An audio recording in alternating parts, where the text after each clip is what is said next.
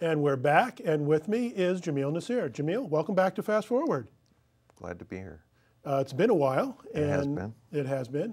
And you now have Houses of Time out from tour. Hardback. Yes, finally. Finally, the world of hardbacks. Yes. And once again, you are taking a look at the nature of reality. I feel that that's my job as a science fiction writer. The book starts out in what's known as a lucid dream. So what kind of research did you do into lucid dreaming to get that part of the book, which is a good part of the beginning of the book? There's actually a guy at Stanford, or used to be at Stanford, named Stephen LaBarge, I think, who's done sort of pioneering work in lucid dreaming.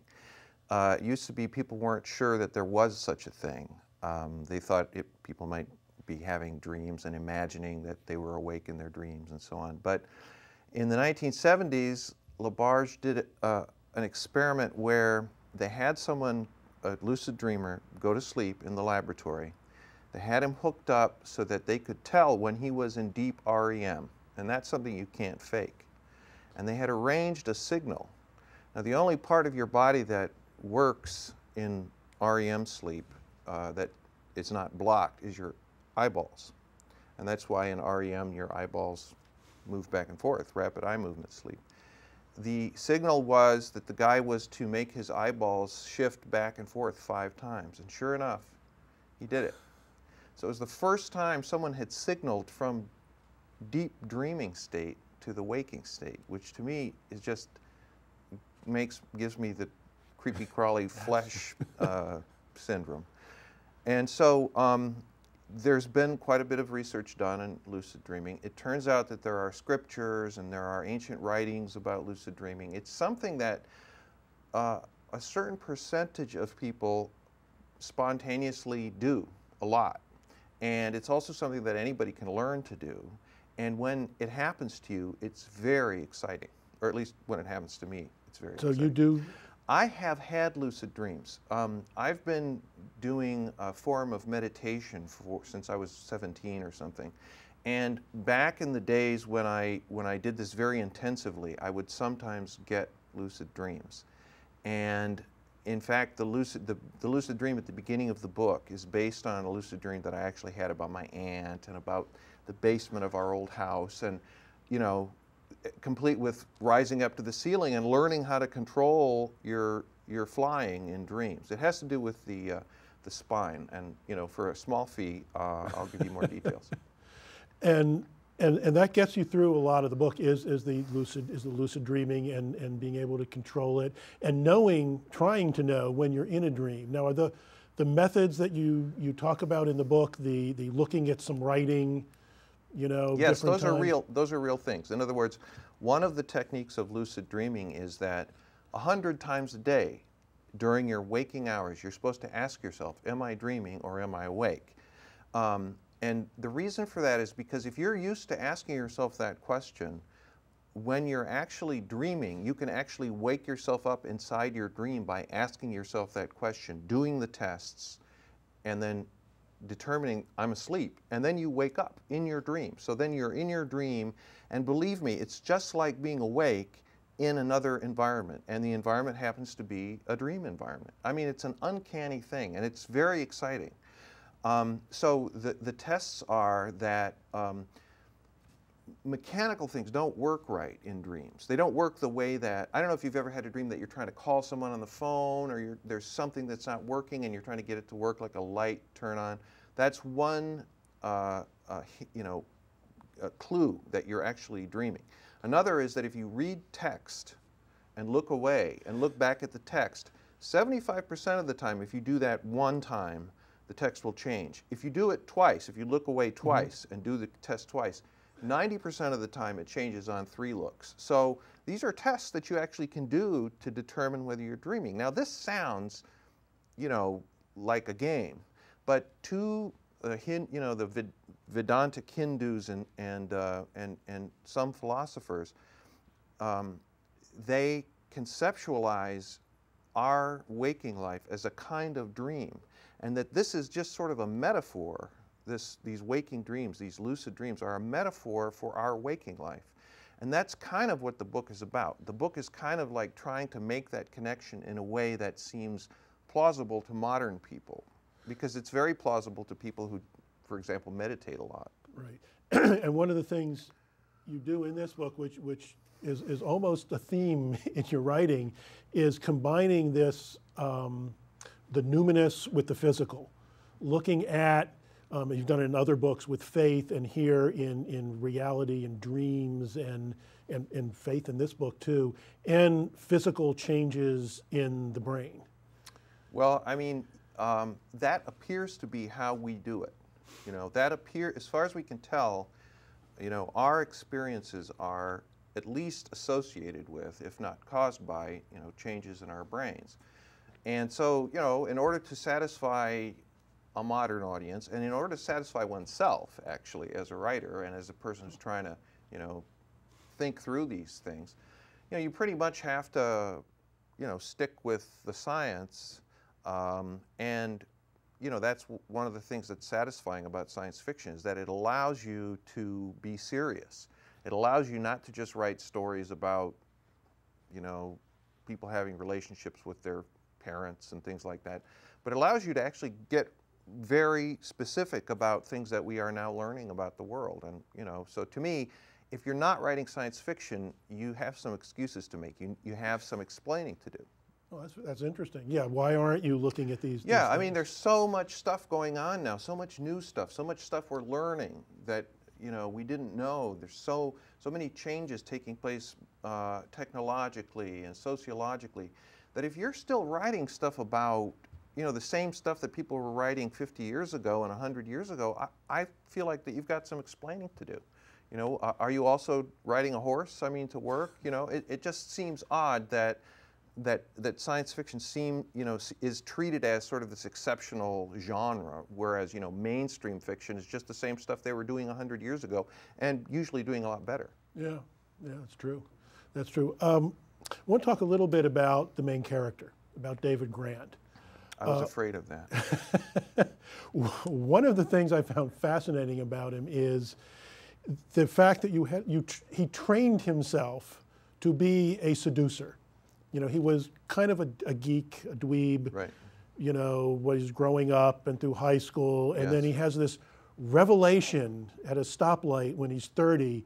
And then being a geek, he just, he studies Right. How to seduce. Right, right.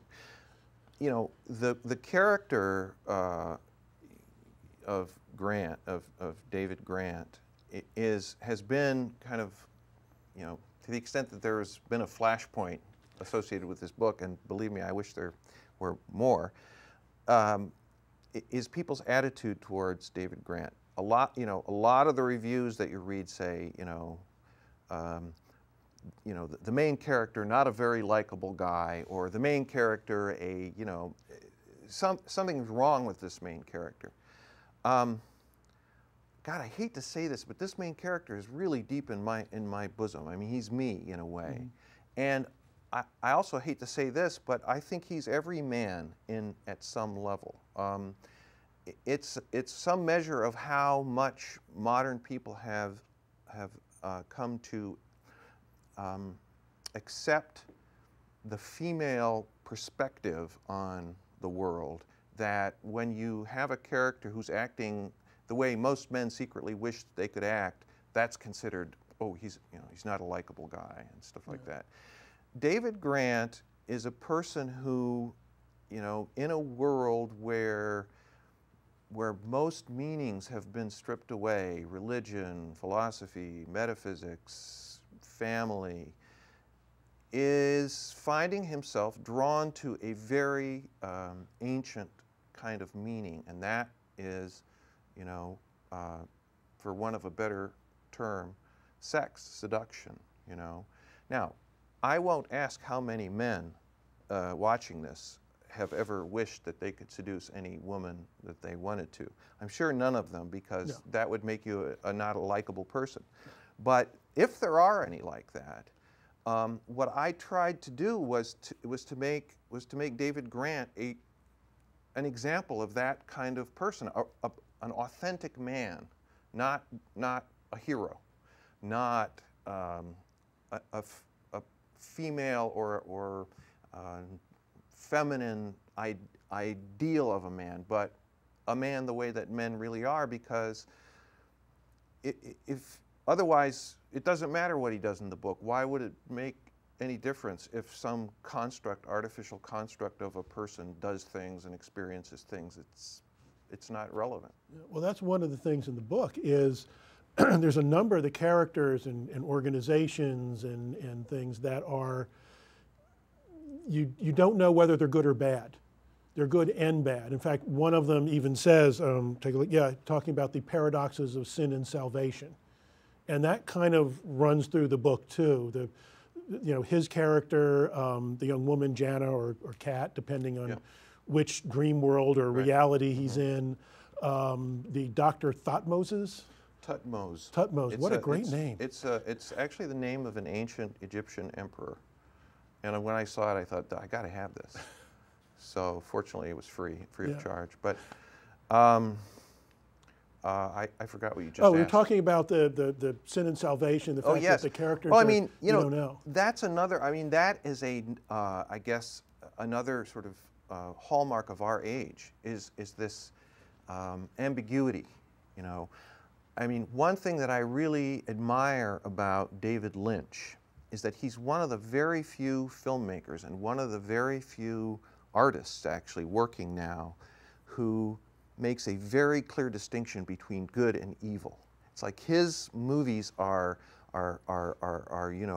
morality plays. Most writers nowadays have seen so many sides of so many issues because you see it growing up. You watch television, there's somebody's totally sure that one side of an argument is right, and somebody's just as sure that another side of the argument is right. And you grow up seeing that, you get this feeling that questions of morality, good, bad, sin, salvation are complicated, very complicated.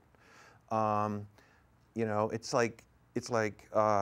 that in that way, this book is like a mainstream novel. Oh, ooh. So sorry. That's all right. You feeling better now? Yeah, a little bit. I admit it. That was cathartic. Oh, good. Yeah. Glad I could help. So in the book, he's doing lucid dreaming. He's moving through different things, and he runs into this strange religion. And I'm going to check this so I get it right. The Caucasus Synod of the Western Orthodox Church. Group of people from a particular place that have been living here or in some heres. Is this based on anything, or you just? No, but if you think about it, it turns out that some scientists now believe that some earlier members of the genus Homo survived up until very recently, like 60,000 years ago or something like that. So those are like a slightly different version of human beings. I guess the premise is that there are if there were or are groups of people who have been cut off from the mass of humanity, those people could have genetically quite somewhat different makeup. They could look the same, but they could have, for example, this different sort of view into reality that these people have. And quite naturally, you would expect folks that are so different to stick together. And of course, everyone has to have a religion, so you would expect them to have their own religion. It just so happens that this particular group of people is super rich because they're able to do things that most folks can't do. Go talk to God, say, look, we need money. That's a very useful thing. It's very convenient. Yeah, and that is something you're doing in this book and you've done in some of your other books, is the bringing of faith and religion into the science fictional universe, because these people do literally talk to God. The guy who convinced me that particular trope is at the very heart of science fiction was Philip K. Dick. The great master, the great man. The guy who died after having a fight with his wife and who used to have to eat dog food sometimes because he was so poor, and who now they're making movies of his books, and who has penetrated so deeply into popular culture, and people don't even know his name, but he was, you know, I want to just, you know, now let us praise famous men. You know, I just think Philip K. Dick was a great visionary, a great man, and that was a great liberation for science fiction and for writing in general when he took science and took religion and put them together, and he did it in such a way that it just seemed perfectly natural, because it is perfectly natural. There's only one universe, okay?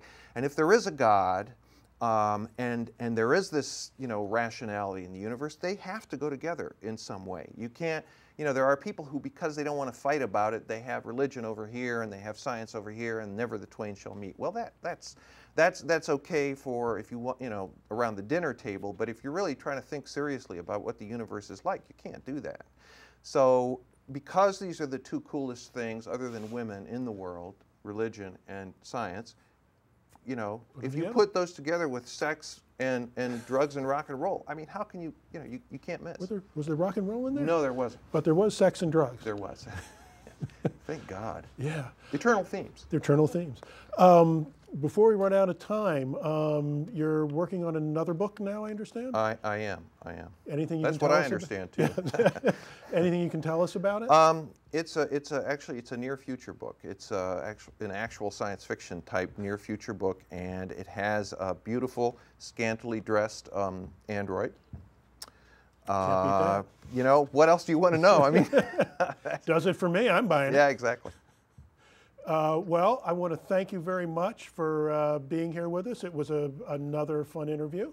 Thank you. And I hope people will take a look at Houses of Time and pick it up at their bookstores. So do I. It's a great read. So do I.